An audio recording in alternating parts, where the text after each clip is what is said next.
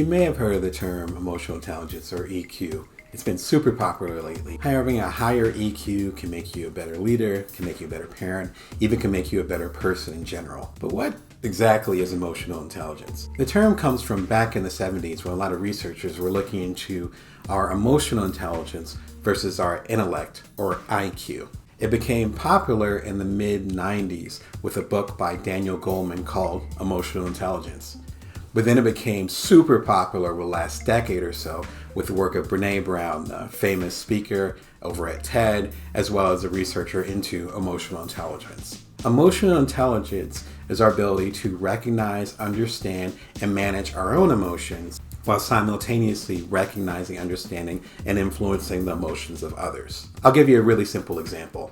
Let's say you're angry at a partner. It could be a romantic partner, it could be a business partner, but you are livid. Emotional intelligence is the ability to go to your partner, to recognize how you're feeling, to understand how you're feeling to the point where you can express yourselves, and to share what your concerns are with how things turned out, while at the same time listening and giving space for your partner to give their point of view or POV based on the things that happen. It's honoring you and honoring your partnership or the people that you're working with. That's high emotional intelligence. We get caught up sometimes, a lot of the time, including myself, when we sacrifice one for the other. So let's say you're really upset and you just letting your partner have it. And you're yelling up and down, you're going off, you're saying all kinds of stuff. Now, depending on the type of partnership you have, maybe that's okay. But for a lot of partnerships, that's going to shut the other person down. You're not giving room to hear their point of view because you're too busy expressing your feelings. Or the opposite is just as dangerous. When we're upset, we got steam coming out of our ears, and we tell our partner, everything's fine, it's okay, when we know it's not okay.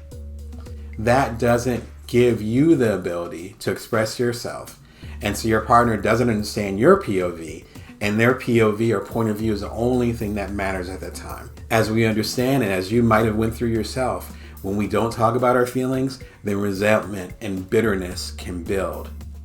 When we don't honor those two sides, then we're not looking at the long-term value of that partnership. Because if it's just about you, then your partner is going to feel small. And if it's just about your partner, then you're not valuing your own emotions. High emotional intelligence is raising both of them. As you can imagine, this can be difficult. And it's also a continual process. It's not a finite thing where suddenly you wake up and you have great EQ or emotional intelligence. Because there's going to be new situations, there's going to be new challenges with your partnerships or the people that you work with. There's going to be new adventures you're going to have throughout your life. They're going to test your emotional intelligence, and you'll have to step your game up. There's levels to this. It's a continual process. Even for me, even though I'm a business coach, it helps people with their emotional intelligence. Don't feel bad if you're struggling with this. But if you have higher emotional intelligence, and it's supposed to improve your life in all these amazing ways, what are the details behind it, and how can it influence your life? Why is it worth raising your emotional intelligence? Shame is a focus on self, while guilt is a focus on behavior. It's not just semantics. There's a huge difference between I screwed up, guilt, and I am a screw up, shame. The former is acceptance of our imperfect humanity. The latter is basically an indictment of our very existence. I failed many times. I even failed this past week. This is part of the journey. But I also have a lot of accomplishments under my belt. They come hand in hand. If you're not failing regularly, as one person said, then you might be playing it a little bit too safe. I think there's two really big things we can get from this. The first thing is that failure is naturally a part of success. If you're not failing, then the chances of you being successful aren't that high. I recently did a show about Kevin Hart. He's the #1 comedian in the world, making hundreds of millions of dollars, not exaggerating, in his concerts, merchandise, movies, all that stuff. But like 15, 20 years ago, his main movie, the first movie that he was in called Soul Plane, actually was bootlegged like crazy, to the point where I'm not even sure if they made money on it. But that bootlegging, which was a failure, actually exposed him to way more audiences. And when he got back on the club circuit, because he was doing stand-up, when he got back on the circuit, suddenly he could raise his price up. That led him 15, 20 years later to where he is today, where again, he's the #1 comedian in the world. So that failure of his movie not doing that well because it was bootlegged so much actually turned into success. Now, if he had too much shame about that happening, then he wouldn't have went back on the road. He would say, I did my first movie, it was a failure, I'm gonna go hide somewhere. He might have had guilt about the way it turned out, but he did not have shame as far as I know. Or at least if he did have shame, it didn't stop him from doing it. Another good example is Steve Jobs. Classic example, I met him many, many years ago. I lived in Silicon Valley, just very briefly. His legendary story is that he started Apple with 2 other folks. One of the folks ended up bailing out early, unfortunately. The other person was another Steve named Steve Wozniak. They created Apple, the stuff that we're using today. I'm recording on an Apple. I have an Apple laptop there. It's ubiquitous at this point.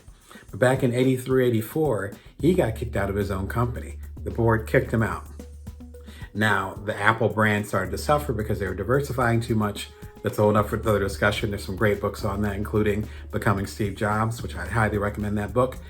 And then they end up asking him to come back later because they realized he needed his leadership. However, #1, he was humble enough to come back, right? And he didn't seem like the most humble guy from the interactions I've had with him. And of course, getting to know him a little bit from the stuff he was doing in Silicon Valley. So #1, not the most humble guy, but he's humble enough to come back. So evidently his ego was able to be worked out on that level. #2, while he was in those proverbial 13 years in the desert, he was actually learning. And so that failure, what got him kicked out, when he came back, he became an even stronger leader up until his death about 10 years ago. But for those 15 years that he came back to the company and was alive, he brought the iPhone, iPad, the iMac, all the things that we consider innovation now came from him failing in the beginning. He got kicked out of his own company. I've done 2 startups. Second one I co-founded.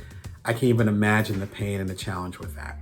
But he had to get over that shame as far as getting kicked out of his own company and realize that that was part of the process. He might have felt guilty about those issues, but shame is a little bit different where you're not willing to show up because you're worried about what other people think. In my own case, I booked the Bite-Sized Entrepreneur. This is the Ultimate Bite-Sized Entrepreneur, which is a compilation, but the original book was a tiny book. It came out on the 5-year anniversary, so pretty cool.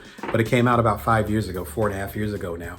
And when I first was working in the publishing industry, to talk about my main thing, as I said at the top, non-traditional entrepreneurs, the side hustlers, the solopreneurs, all these different folks, the traditional publishing industry wasn't hearing it. They didn't believe that you existed. And even though I existed at the time, I'd already sold my company while being a stay-at-home dad and taking care of my little ones. They still didn't believe that we existed. We were like unicorns. This is like, again, 5-6 years ago. So that was a failure. And I'd already done 17 books at that point. The publishing industry in New York, as well as on the West Coast over here, because I'm based in Vegas, West Coast wasn't trying to hear it either. So what happened?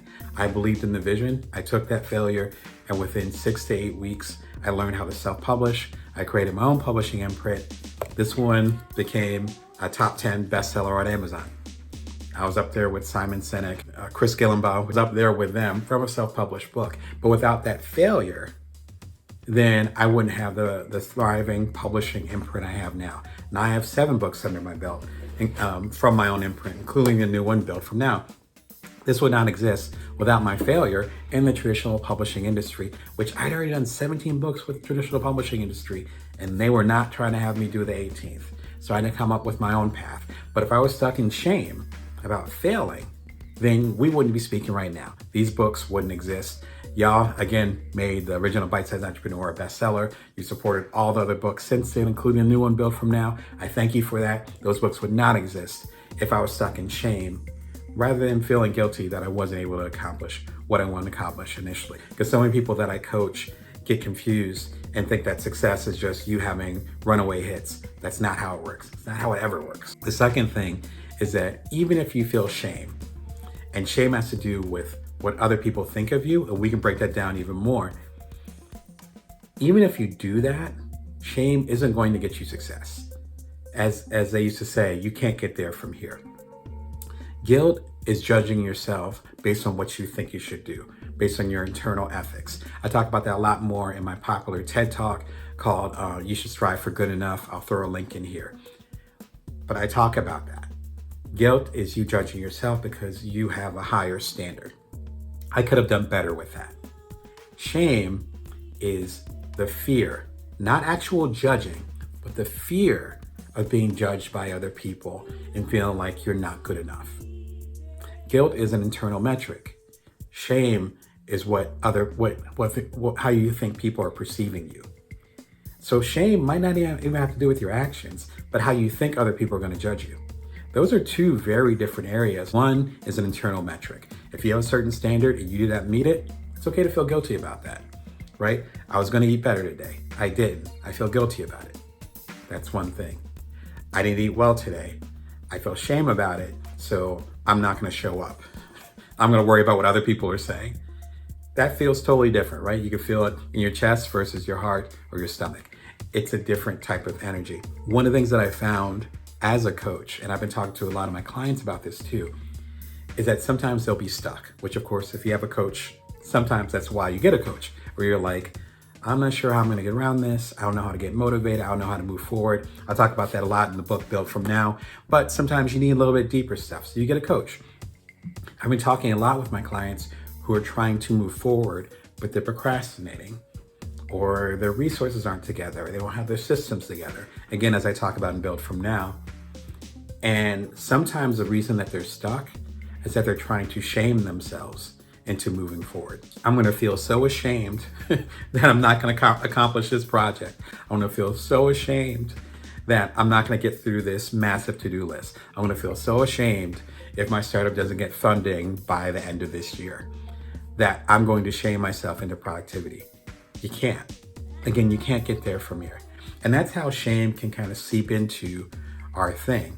I don't have a whole lot of shame, so that's not really the energy of mine. But I found that sometimes when I want to get things done, I feel a sense of shame, and that ends up pushing me forward to get things done. That's really toxic, and it's not something that's sustainable. And a lot of folks that I know that are struggling with their productivity or they're procrastinating too much is because they're coming from a sense of shame. Remember, shame has to do with the outside world.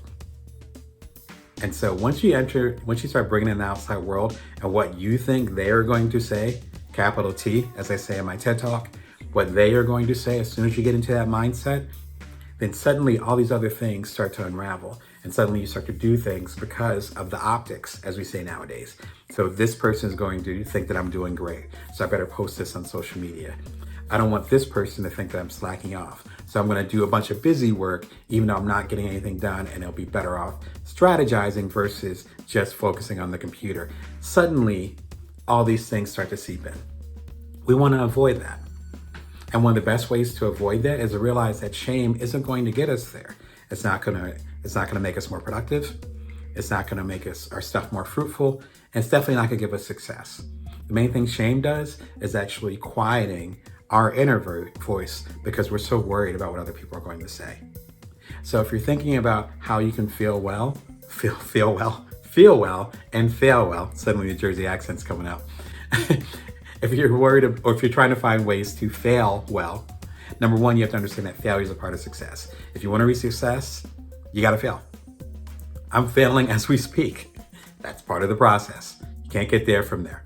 Number two, shame won't get you there. Shaming yourself into being productive or doing well, it doesn't work. I've coached hundreds of clients. I've gone on my own journeys. I've talked to a lot of great mentors who have done way more than I have. There's never been a case where someone shamed themselves into doing great work, especially positive work that's nourishing the world. A lot of fights in our neighborhood that started with, what you looking at? Why you looking at me? You looking at me? And then you realize, you think I see you. You're in the space where you're hurting and you think I see you, so you don't want me to look at you.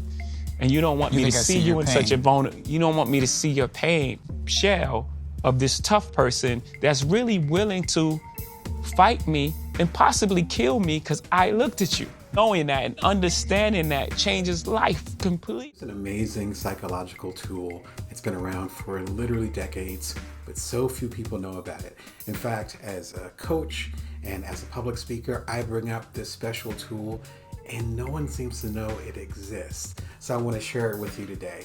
It can really up your emotional intelligence, help you become a more powerful person, and help you, more importantly, get more self-awareness. It's called the Johari window. It was actually discovered back in the 1950s by two psychologists, Joseph Luft and Harry Ingram. What they discovered is that we can map out our own awareness and in fact understand our own Achilles heel based on how much we know ourselves and partially based on how other people see us in ways that we don't see ourselves. The Johari window is just like an old school window pane where you see a slice in the middle and a slice across. It goes into 4 different quadrants. You can write this down if you like, but you can also visualize it too because I'm going to show you how it works on screen. The upper left-hand quadrant, it's called your open area. These are things that everyone knows about you and that you know about yourself. For instance, I have black and gray hair, so it's called salt and pepper hair. And I also love to tell stories. Most people that meet me almost immediately understand that I love to connect with people and to tell stories. Those are simple things that people can pick up on and that I'm aware of myself. The next quadrant, the upper right-hand quadrant, is called your blind spot. These are things that other people know about you, but that you don't know about yourself. This is such an important area. I was actually with a colleague on Zoom, so online, and one of my kids came in the room. And they noticed immediately that the tone of my voice changed. I never noticed that my voice changed around my kids. When I'm addressing them, or even when I'm addressing someone else, it becomes gentler and simpler. These little details are things that only other people can notice about you, but that you do not notice about yourself. This is your blind spot, or in worst case scenario, this can be your Achilles heel. That's why it's so important to have what I call a brain trust. People around you that care about you, that love you, that want to see you succeed, that will always be honest with you. The bottom left-hand quadrant is called your hidden area. These are things that no one else knows about, but only you know about. For instance, if you had a scary dream when you were a kid and you still are aware of it, but you've told not a soul about it, that's something that will be in this area. These are the things that are so private, and it might be something that we're hiding it or not sharing it on purpose, or it might be that we consider it insignificant and we don't care much about it. And the last quadrant in the lower right-hand corner is called the unknown. These are things that no one else knows about you and you don't know about you. This is such an important area of self-discovery because no one else can tell you about it. No one can teach you, no one can show you, no one can give it to you. You have to earn it yourself. That's why it's so important to be thoughtful and reflective about the journey that you're on, because there are things, so many gems that you've left along the way that you might not have picked up on. And the more self-aware we are, the more emotionally intelligent we can be. Emotional intelligence, kind of like IQ, EQ is the ability to be empathetic and sympathetic to the environment around you and to emotionally react and respond based on the context.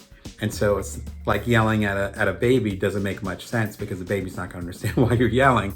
Just like you talking to an adult, you have to have that certain conversation based on their emotional state, right? Having the insight to know how to react and how to express yourself in certain situations based on the context. One of my favorite quotes from her book, Rising Strong. If there's one thing I've learned over the past decade, it's that fear and scarcity immediately trigger comparison. And even pain and hurt are not immune to being assessed and ranked. The refugee in Syria doesn't benefit more if you conserve your kindness only for her and withhold it from your neighbor who's going through a divorce. Now, if you caught it in there, she calls this comparative suffering. What a powerful concept. That means that my suffering is different than your suffering, and therefore my suffering deserves more sympathy than yours. Like, wow. But we do that all the time. And there's 2 things that really happen when we do that, and 2 reasons why, along with those, why it really sucks. Number 1, if you want to be really direct about it, number 1, it's not going to make you feel better. It's just not. You're having a hard time, but seeing that I'm having a hard time doesn't cure your issues, right? So if I'm having a rough time, and let's say that I just lost my job. Let's say you're having a rough time and you just lost a loved one. Doing the comparison thing and not having sympathy and empathy for myself or for you doesn't help because they're all a loss. They all kind of suck. And so it really has to do not with what you're going through, but how you're actually responding to it. And that in itself might elicit a different level of sympathy and empathy. I often think about the classic example where you'll have two twins. Of course, there's two of them. You'll have twins. How many twins are there? There aren't four. So you have twins that experience the same trauma or the same challenges, raised in the same household. And one will be a so-called fruitful member of society, and the other one will just be a wreck and have a very difficult time. And they might have the same DNA, especially if they're identical twins. They'll have the same DNA, same energy, look the same, maybe even psychologically seem to be the same. But something will happen and suddenly they'll go in two different directions. It's very, very similar, where we might experience the same trauma, the same challenge, but our outcomes will be completely different. And that's, I think, frankly, based on what lessons we learn from that experience. What survival tactics do we pick up? What weapons, what defenses, whatever terms you want to use. And I'm using war terms on purpose, because when we feel like we're being attacked or having a tough time, then we're going to grab our defenses, we're going to grab our own offenses and try to protect ourselves, try to protect our soul, if you want to get deep about it. The way that we handle that is going to be completely different. So you and I could go through the same trauma and then need a whole new level of sympathy and empathy, just because our reactions and what happens when we go through that, how we survive that, if we survive that, is completely different. And so you can't quite scale it out and say your trauma is worse than my trauma, because we could be going through the same trauma and it could be completely different. And that's okay. That's kind of part of the process. Number two, it won't help other people feel better. It does nothing for, again, the refugee in Syria if you're having all this long distance sympathy for her, but then you have zero sympathy for your neighbor next door. It's not going to make them feel better. In fact, in some cases, it could make them feel worse. I remember I was having a tough time a little while ago, and a longtime friend came by. They were having a tough time. And I gave them sympathy for what they were going through, which was kind of similar to what I was going through. And then I told them what I was going through. And they were like, oh my God. And they're like, wow, what you're going through is so much worse. And I was like, maybe, but we're colleagues in this. Like, you're going through your own pain. And you saying that what I'm going through is worse and that I might need more sympathy and more empathy, thank you, but that doesn't make me feel better. Right, if I was in a different space, it would make me feel worse. But it's like, no, we're both having a hard time. So let's give a hug and both be in this hard time. So I've been on both sides. I've been on the side, like most of us have. I've been on the side where I've had a hard time and I've seen someone else that seems to be having a harder time. And them having a harder time doesn't make me feel necessarily better. And then the other side is true too, where I've been on the side where I've had a really rough time. Someone else has heard about it and they had a less of a rough time and tried to make me feel better, saying that I was having a worse time. And I'm like, no, it's all hard and it's all life, because it was some life stuff. So that doesn't make other people feel better. So withholding that from yourself doesn't make any sense. There's two big things from that.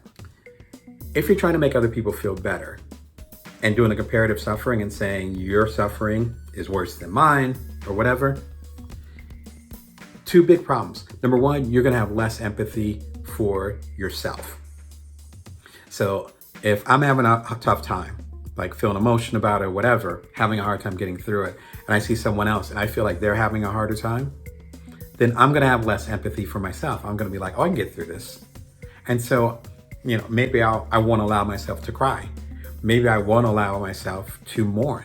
Whatever the case may be, whatever I need to do, I might limit what I actually end up doing and allowing myself to do, because I'm not suffering, in my opinion, as much as they are, so I don't deserve that. So less empathy for ourselves. The second thing, and this is crucial, I talk about that in my book, Bring Your Worth, the predecessor to my new book, Built From Now, is that if we think other people are having a tougher time and we don't allow ourselves to, again, grieve, mourn, go through our, might be Kubler-Ross. I'm screwing up her name, bless her, but talks about the 5 stages of grief. Elizabeth Kubler-Ross, finally got it. With the Kubler-Ross thing, as far as the 5 stages of grief, maybe we don't allow ourselves to go through that. Not only do we rob ourselves of going through that emotional experience, and emotions always come up later, so we're not really robbing ourselves. It's just going to come out in a stronger way later. Keep that in mind. We can't really bury emotions. They always come up later and usually more fierce. But number 2, we actually are robbing ourselves of learning. We're not allowing ourselves to learn from that experience. With the challenging times that I've had, from escaping Hurricane Katrina to other personal things that have happened over the years, allowing myself as much as possible to go through those stages, that's where the learning happens. Again, when I was talking about the tough time I had a few years ago and confiding in my friend who was also having a tough time that was similar, allowing myself that time to cry, to mourn, to grieve, to be angry, that's where all those lessons are. That's the stuff I'm sharing with you. If I didn't allow myself, if I didn't feel as though that I deserved to feel the way that I felt, because other people were having it, in my eyes, seemed to be having a tougher time, then those lessons, those gems that turned into Bring Your Worth, that turned into my new book, Build From Now, they wouldn't be in there. I wouldn't have anything to share with you. All I'd say is like, yeah, I had a tough time, but I got through it. But how much did I actually experience it? And I think that's what Brene is getting at. When we get into comparative suffering, we're robbing the other people of actually having their full experience, because we're ranking and judging their experience based on our perception. And also, as it is with a lot of things, as we judge other people, we're judging ourselves.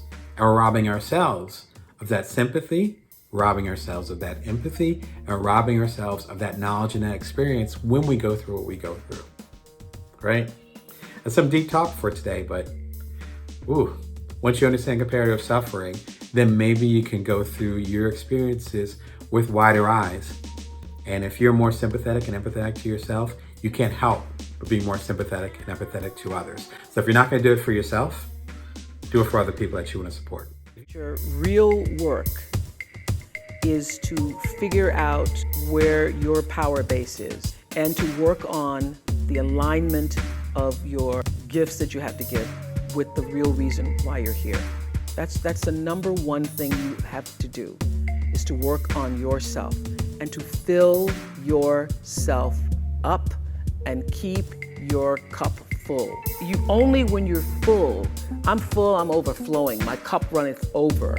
I have so much to offer and so much to give. And I am not afraid of honoring myself. Difference between actually being generous and being selfish and being altruistic. And it's really important to understand this, because we do want to bring our worth, which is the name of the show. We do want to build from now, which means building community. And my new book, Career Remix, we want to remix our career in a way so that it's helping the world, correct? But there has to be certain boundaries to that. And he breaks down the 3 different ways that we can appear in the world. The first one is selfishness. This means that you're doing something only out of your own interest. I talk about this in my book, Bring Your Worth, Level Up Your Creative Power, Value, and Service to the World. I have a passage in there that this reminds me of, where I'm saying that people can often sense what your intentions are, why you're doing a certain thing. I think they can smell it. I think they can feel it. It goes back to our animal instincts. This person is not thinking about me, right? Have you ever worked with someone? Have you ever bought something from someone, or someone was trying to pitch you something? Have you ever been in the room with someone and you know, if there was a situation where you are hanging off a cliff, God forbid that happens to you, you're hanging off a cliff and you had to rely on this person to pull you up. This little thing in the back of your head says, this isn't the person. That little thing in the back of your head, we all have that. If you appear to people with the work you do in a selfish manner, even if that's your intention, then that will come across and people will be less likely to work with you, to buy your product, to connect with you. When you're selling your product, your service, what have you, I'm a business coach, so you can check out DamonBrown.net. So sometimes your service is invisible, right? My service, people are paying me for invisible work, as I like to call it. It makes an impact, but you can't necessarily write it down. Doesn't matter if you have a physical product, like a book, or you have a service like I have as far as connecting with people like I'm doing here on this channel, hopefully with you. Once you're paid for that good, that service, that product, how do you treat the customer? That gauges your intention. I've had customers buy my books. I have my own book imprint, again, with Bring Your Worth and Build From Now. And then I did the recent book, Career Remix, with my people over at Union Square and Company. Shout out to them. With the stuff that's on my own imprint, people buy the book through Amazon or whatever they like, but they can also buy it directly from me at DamonBrown.net. I'll sign it, throw in some bonus goodies. Once that purchase is made, I will follow up with them and say, hey, did you like the book? Did you receive the book okay? Let me know how else I can support you on your journey. If the intention was to sell product, then it'd be like, cool, I got the money, because it's digital. It's like, cool, I got the money, they bought it from my website. All right, let me throw the book in here. Yeah, let me get an envelope, throw it in here, send it away. I already got my $20. I already got my $30. I got my $2. I'm good. That's, I think, what Adam means by selfishness. It's not saying that you don't want other people to prosper. It's just you're really focused on number one, which is you. That's going to show up in how you serve people. There are people that have bought my books, 3-4 years ago, and we'll still connect. We'll still chat, online or what have you. Casual stuff. And they'll be talking about the stuff I talk about in the book. I don't charge them for that. I'm not like, no, you already bought the book, so I'm not going to talk to you. That's building community. And in fact, some of the people that have bought my books attended one of my keynotes or watched this TV show, what have you. They've actually came and got my premium coaching later. They asked me to do keynotes. Some of the keynotes I'm doing this upcoming year are based on people that are catching the work I'm doing here or buying one of my books in the past. And we're talking years. I've been an author for decades now. So now they're starting to recognize how I show up. So that's what it comes down to.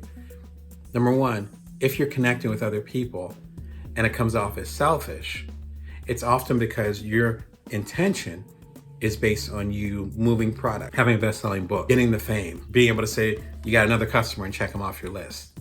But if your intention is actually to serve people, it goes well beyond the initial sale. It goes well beyond what they call transactional relationship as opposed to relational relationship.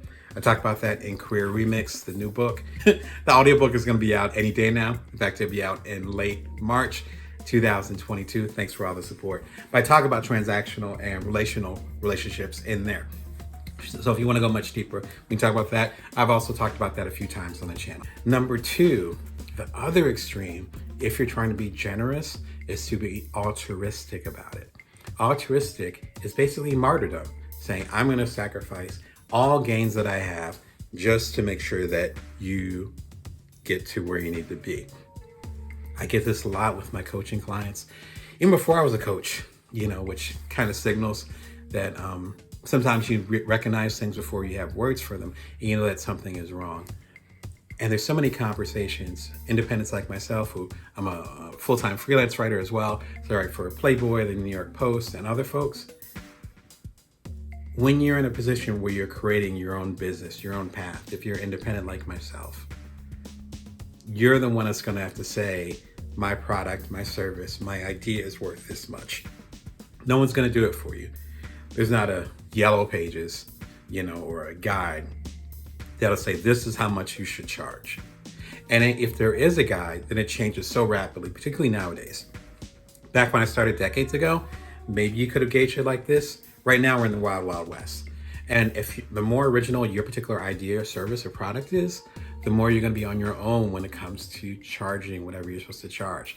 And there's so many folks, particularly now that I'm a coach, that I've worked with that have said, yeah, I have this idea. I think it's going to change the world. I want to make sure it gets to everyone's hands, so I'm not going to charge anything for it. Of course, the first question, many questions, is how are you going to pay your bills, right? It doesn't matter if you get your idea out there if you're not around to support the idea. If you don't charge enough, if you don't charge anything at all, which some of the people I've coached have been unnodding, then your business isn't going to be around for you to actually help people in the future. I don't have any free services, right? This TV show is free, but in the near future, there will be advertisements. So still getting paid off of that. But that's because this work isn't free. There's emotional labor. There's decades of experience. There's the time. There's a physical part of it. You know, I'm just as animated as I would be during a keynote. Less so because I have to be on this tiny screen. All that has a cost to me personally, to me and my business. What am I saying if I don't charge anything for it? What am I saying if I don't actually say this is worth something to you, to the market in general, but specifically to you? The pushback I've gotten when I've tried to help clients through this, and even people that, I respect, I'm trying to guide them through things, is they say they want to do something for impact, not for money. But why not both? And if it is making an impact, then it makes sense for you to be compensated for it. It might not necessarily be monetarily, but monetary would make the most sense since you can't pay your mortgage or your rent based on intention. You need actual resources from that, no matter how you might feel about capitalism or things connected to it. It reminds me of a conversation I had many years ago with a colleague of mine, and they were doing amazing work, like really good work. And they were having coaching calls just like I have now. This was before I was a coach. So like coaching calls. I believe they had a book they were working on. They're doing all this great stuff. I'm like, cool. And they're like, but I'm feeling burnt out, such and such, which is why they brought it up to me, because they knew that was kind of the direction I was going in. I'm like, cool, let's chop it up. Let's talk about it. And they're like, well, I don't want to charge anything. It's like, well, why not? It's like, well, I want to serve the people. And it's like, well, you can serve them and you can charge them. That's okay. That's okay. I actually work with nonprofits, and the work that I do with the nonprofits to the people that are being served is free. But the nonprofits pay me, right? Because my work isn't free. It shouldn't be free. It shouldn't be. That was an impasse that unfortunately my colleague could not get over. And as far as I know, they're still in that same place. But they're also having a difficult time making a living, for lack of a better term, with that particular path, because they haven't shown the market or their audience that their stuff is worth something. If you want to, do the Mother Teresa route, do the Buddha route, and do your thing personally, cool. But if you're running a business and you're making impact in the world based on the business you're creating, you can't take the altruistic route. You're not going to make it. And it's easy to get burnout or broke. Probably both. Lastly, number 3, Adam talks about generosity. Generosity is offering something and bringing more to the table. It is what I talked about in a previous video, a mentor saying that you can charge whatever you want, but your results for the audience, for the people you're serving, should be 10x whatever you're charging. If I charge $20 for this book, Career Remix, which is about $20, you're getting at least $200 worth of goods from that. That's generosity.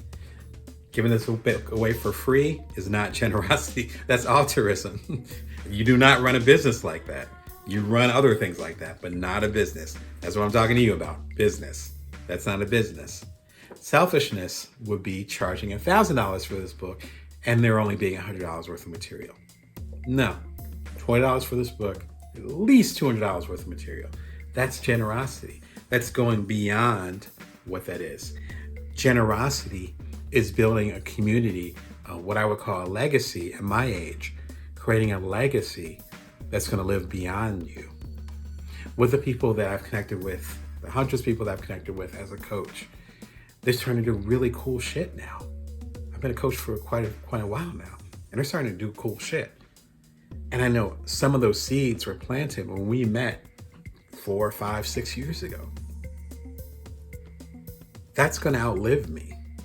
The hundreds of people that I've supported on my journey and I've gotten paid by, not for free.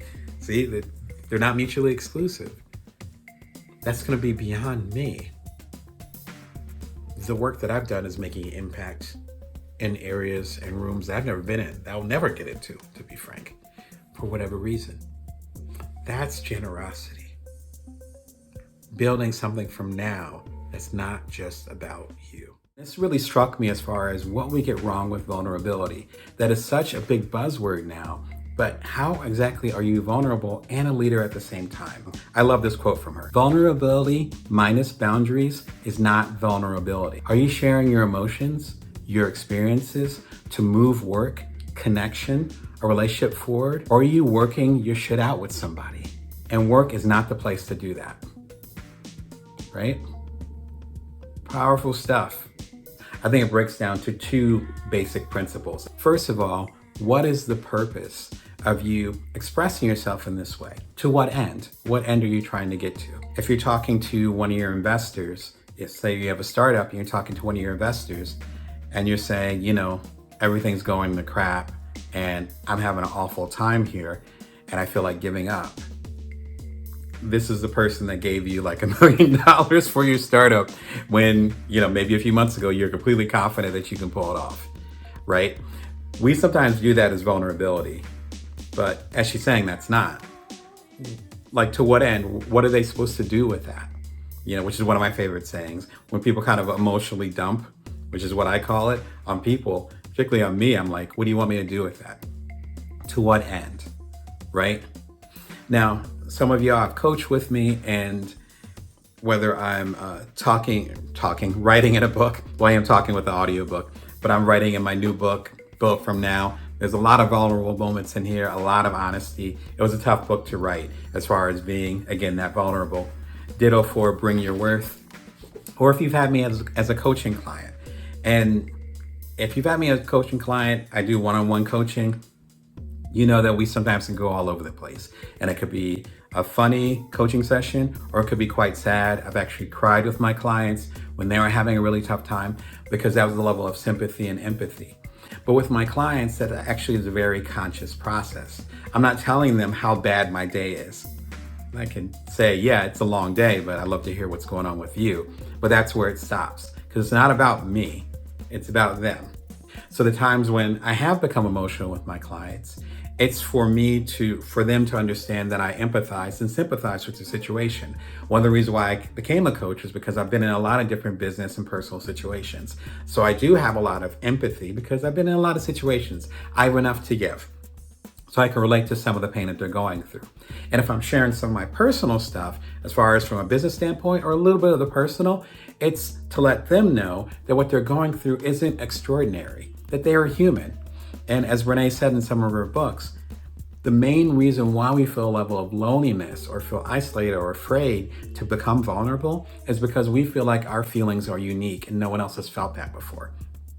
So if I'm sharing what I've gone through that's similar to what my clients have gone through, then it becomes a level of bonding, identification. They recognize me, I'm showing that I'm seeing them for who they are. That is very different than just doing an emotional diarrhea to the first person that you meet, because it's to what end? Now, we're not talking about the average person, we're talking about leaders. So if you're going to lead, you lead by example, which I have a really good conversation about Mr. Rogers, out of all people, who had an excellent example about this. I'll be sure and give a link in there. But there's also that level of modeling. That's the word I'm looking for, a level of modeling with it. But there's also a level of building that trust. And part of being a leader is being stable, and doing emotional explosions isn't quite the way to do that. Now, we're not always going to be perfect about it. I've definitely tripped up on that. But at least thinking, if I'm going to have this emotional expression, particularly in this type of forum, like say during a board meeting or whatever, to what end? Why am I doing that? Is this the forum? What's going to be the result of that? Lots of little details there that become part of what we would call emotional intelligence. Number two, who are you sharing it with? And is this who you want to share it with? Is that the question? What often happens is that we have deep emotional things, and then we're not comfortable addressing them as they come up. And then the second layer of that is that we don't always allow ourselves to address them by setting up the proper group or people or individuals who will listen and support those ideas. It could be a spouse or a partner. It could be friends or a group of friends. It could be what I call a brain trust, which are a group of people that you trust and that love you and know your intentions and want you to succeed. That's what I call a brain trust. I've had a similar brain trust. People have gone in and out of it, but for decades. So they know exactly where I've been, they know where I'm going, they know what I want to do, and they keep me straight. And if I'm going through tough emotional stuff, I can express it to them, or I can express it to another group or another individual. So I try to mix it up and have that. If you don't have that or don't allow that vulnerability to happen in appropriate settings, or even a therapist or a coach, there's nothing wrong with that. I've had both. They're all good. If you do not have those pathways, you're just gonna be, those emotions don't go away. You know, to paraphrase Carl Jung, if you don't express those emotions, then they're kind of just hiding in the proverbial basement. And then when they come out, they're gonna come out at the wrong time, and they're gonna be much uglier and bigger than you actually felt before. And that's gonna come out at the wrong time. So you really have to think about, who are you sharing them with? Is this appropriate? Who is this person? Often, and I saw this quote recently, where we often say, I have a big heart. But maybe you don't have a big heart as far as wanting to keep it on your sleeve. Maybe you don't have good boundaries, right? I'm a very sensitive person, but y'all don't know all my stuff. And that's on purpose. And I've done a bunch of videos of this. I've done 25 books. You still don't know everything. But there are people in my life that do know most, if not everything. That's called being selective and setting up boundaries, even for someone who tries to be as open as myself, to show you my journey so I can help you on your journey. But everything requires boundaries. Things without boundaries, that's just chaos. I think Brene hits the nail right on the head. The things you went through in your life, in your career, how do you trust people? How do you not trust people? If you don't trust people, maybe you're not trustworthy. Today we're going to talk about gold-plated grit. It sounds very romantic. It sounds like something you might give someone if you wanted to marry them, like a wedding ring or engagement ring. It's actually not that cute. It comes from Brene Brown, the queen of emotional intelligence. Be sure and check out the playlist that I have with a lot of discussions about Brene Brown and the work that she does. Now, what she talks about with a gold-plated grit is with us looking back at something that we went through, something that was a really big hardship in our life. And then when we look back on it, particularly when we're talking to other people, we romanticize it in a way where it wasn't that hard. For instance, I had a colleague who was talking to someone who they were coaching. And the person who they were coaching was saying, oh my gosh, I'm having such a hard time. I'm struggling with fear, I'm struggling with challenges and all these things. And my colleague said, well, I actually don't worry about fear. I don't worry about that stuff because I'm beyond that. How does that make you feel? It did not make me feel good.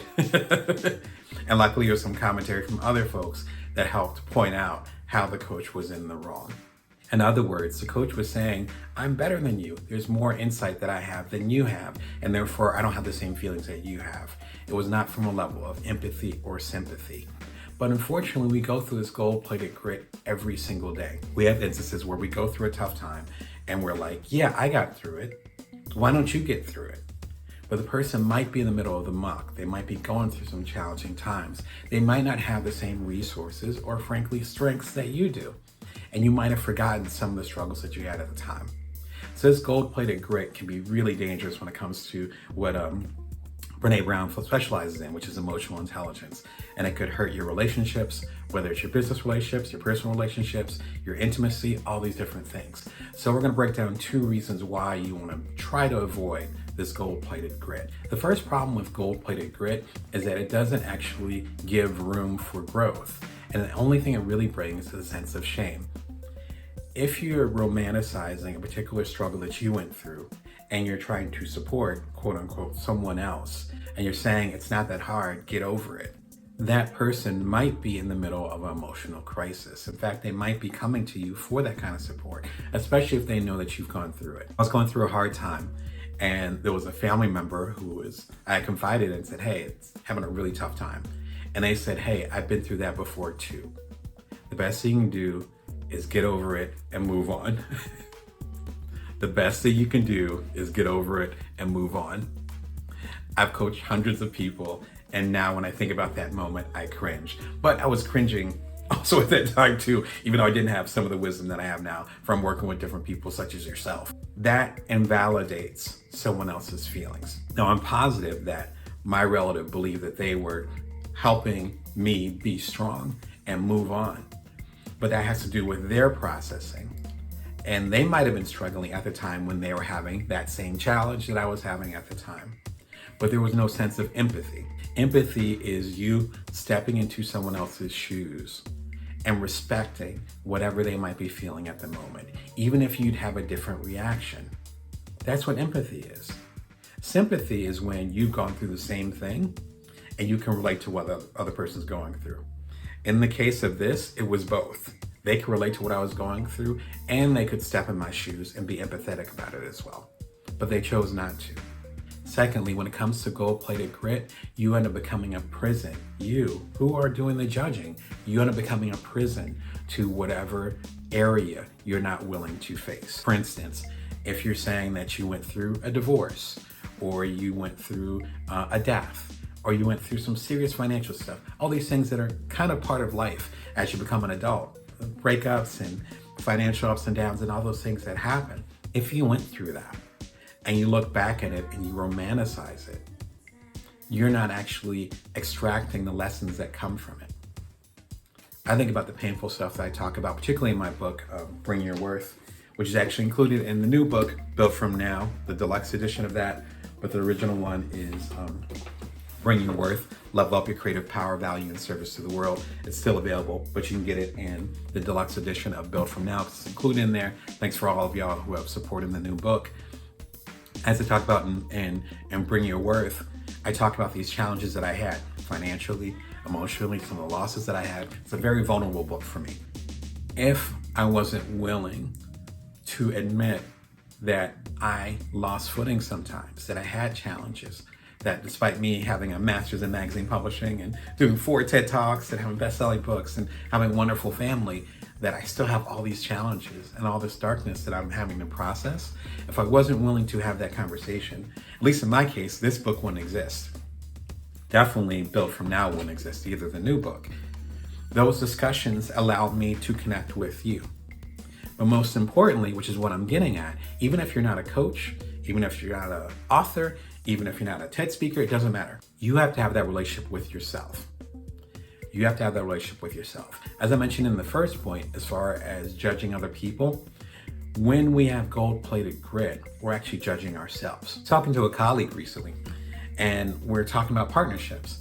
And I've had a lot of partnerships that haven't worked out that well. I've actually done a video about it recently about how to co-found things and what kind of co-author or co-agreements. There's so many co-founderships, co-authorships, which I've done. It's about some of the books over here that you can see. Business partnerships behind the scenes. So a lot of the passive income that I have, it's actually with some of my friends, some of my colleagues, and other folks who I've done a partnership with, and we end up splitting the profits, etc. I've done a recent video about this, and where I go a lot deeper. But when I was talking to my colleague about partnerships that have quote unquote failed or didn't go the way that we wanted to, what we talked about is how we have to get our part in the role. We have to understand our part in it. There is a level of shame. And with Brene Brown, she defines guilt as you having an internal metric. As I talk about in my TED Talk, why you should strive to do good enough, which I'll throw a link into here too, back in 2018 over at TEDx Toledo. Guilt is about having an internal metric where you feel as though you should do something, but you're not. You feel guilty about it. Shame has to do with how you believe other people are judging you. Not how they're actually judging you, but how you believe they're judging you. Imagine that, but that has to do with your relationship with yourself. So if you have a partnership that goes sour, that goes the wrong way, that goes in the direction that you don't feel good about, you might feel guilt about the decisions that you made with it, but shame has to do with how other people will judge you. If you're pointing at other people and saying, this partnership went sour, they did something wrong, you're not taking ownership of your part. Your part is that you chose them as a partner. Your part is that you signed the dotted line with them. Your part is that you married them. Whatever the case may be, you have a part in that. If we get into this game of gold-plated grit, and again, gold-plated grit is us going through a rough time where we just might have eked our way by, and then we made it through, and then we see someone else going through it, and we tell them it's not a big deal. That's gold-plated grit. When we play that game that Brene Brown talks about, we end up not owning our part in those things that failed. Using the words that you might use, not me. If you feel as though something failed, something was a mistake, you're part of that decision. When we don't address those things, then we carry shame. We're afraid of being found out. And that's the biggest problem I found with gold-plated grit when I coach people, even with my own BS, is that when you don't admit how tough of a time you had or how vulnerable you were at that moment where you were struggling, then you're afraid of being found out. That's where the shame comes from. That's where it gets nerve-wracking. That's where you're not sure if you're gonna make it or not. So number one, you really want to be thoughtful about how you view and interpret the things of your past, particularly when they come up with other people.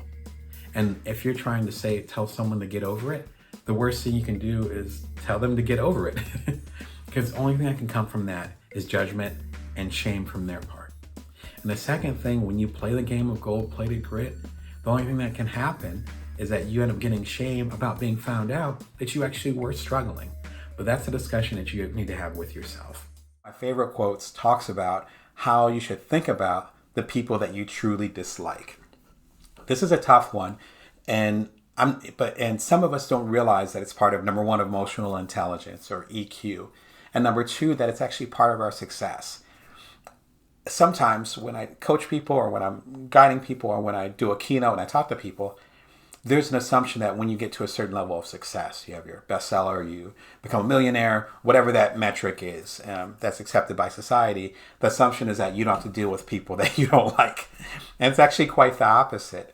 I've worked with hundreds, if not thousands, of independents, the creators, the non-traditional entrepreneurs I talk about, and everyone's in a different place. And I'm not going to be everyone's cup of tea, as my mother would say. And you have to find a way to work with people sometimes that don't quite understand where you're coming from. I did an Inc. column over at damonbrown.com. Check it out. I have 500 plus columns as we speak. So feel free to go over to damonbrown.com and I talk about this. And there's one particular quote that I want to share with y'all. She says, "The most compassionate people assume that other people are doing the best they can. I lived the opposite way. I assumed that people weren't doing their best. So I judged them and constantly fought being disappointed." I judged them and constantly fought being disappointed. How does that resonate? I know it hit me a little bit. And I think it comes down to one simple question. When you're having a difficult time with someone, business-wise or even personally, I think you need to ask yourself, do you believe this person is doing the very best that they can? Do you believe this person is doing the very best that they can? They could be a knucklehead. They could be many other things that would probably get censored if I said them. But I mean, are they doing the best that they can? I think about a Les Brown keynote that I saw a little while ago where he talked about how long it takes to start something. And it's hard because you don't know what you're doing, And he says, when a baby's trying to walk, and they fall out for the first time, the guardians, the parents don't say, "Oh, he's not a walker. He's not meant to do this. She's not cut out for this. She's going to crawl for the rest of her life." Of course not. I have 2 kids. You don't do that. even if you're like the meanest guardian in the world, you would never do that. No, you'd say, "Oh, okay, this is the process. Let's trust the process." What if we applied that empathy, that thoughtfulness, that sensitivity to all of our relationships and made a decision and said, okay, I think this person's not doing their best, so I need to have a conversation with them. That's one thing. But what Brene Brown's talking about, which is probably more often the case, is that they actually are doing their best. They're just not doing their best based on how we would do it. So, of course, we can't judge how we would walk or run down the street compared to, say, an 18-month-old kid, a toddler.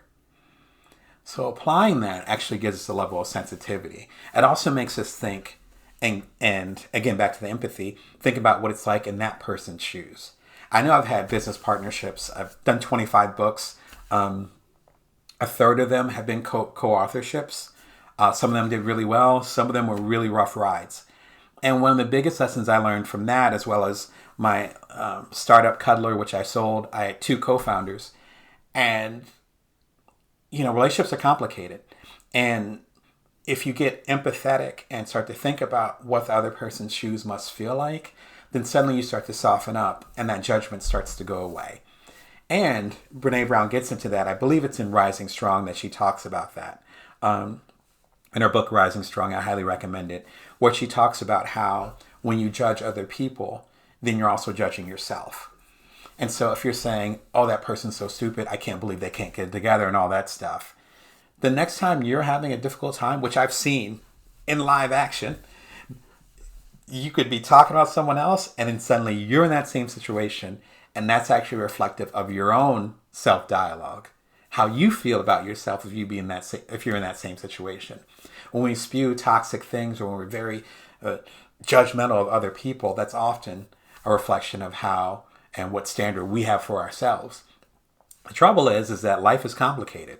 And again, I've lived long enough to see it, where someone's talking about someone else, and then suddenly they're in that same situation, and their psyche can't handle it. But that's because that harshness is too heavy, and they're too judgmental of other people, but also very judgmental of themselves. So as we soften up this idea, and once we're about to lose our cool, which happens to me all the time, so I'm not judging you. If we're about to lose our cool, asking ourselves, do we believe this person is doing the very best that they can? If it's a yes, let that shit go. And that's it. Know other people. Like, get to know yourself. You ask yourself the question that you don't want to hear. Things that you've done. Easy to say, everybody's doing this to me. But then ask, what role do I play?